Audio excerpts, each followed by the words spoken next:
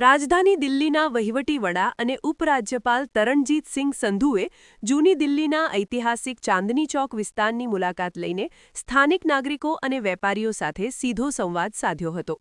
મુલાકાતના પ્રારંભમાં તેમણે આ પૌરાણિક વિસ્તારમાં સ્થિત પ્રાચીન ગૌરીશંકર મંદિરમાં શીશ ઝુકાવીને મંત્રોચ્ચાર વચ્ચે વિધિવત પૂજા સંપન્ન કરી હતી. આ મુલાકાતનો મુખ્ય ઉદ્દેશ્ય નાગરિકો સાથેનો સંપર્ક મજબૂત કરવો અને વહીવટીતંત્રની કાર્યક્ષમતાની સમીક્ષા કરવાનો હતો. આ મુલાકાતનું વિશ્લેષણ કરતા જણાય છે કે ઉપરાજ્યપાલ ચાંદની ચોક જેવા ગીચ અને વ્યૂહાત્મક મહત્વ ધરાવતા વિસ્તારોમાં માળખાગત સુવિધાઓના સુધારા માટે વિશેષ રુચિ દાખવી રહ્યા છે. સ્થાનિક લોકોએ સાંકડા રસ્તાઓ, સ્વચ્છતા અને વાહન વ્યવહારના નિયમન અંગેની ફરિયાદો તેમની સમક્ષ રજૂ કરી હતી, જેના પર તેમણે સકારાત્મક પ્રતિસાદ આપ્યો હતો. ધાર્મિક સ્થળોની મુલાકાત દ્વારા તેમણે સાંસ્કૃતિક વારસાના જતનની સાથે સામાજિક સદ્ભાવનાનો સંદેશ પણ આપ્યો છે.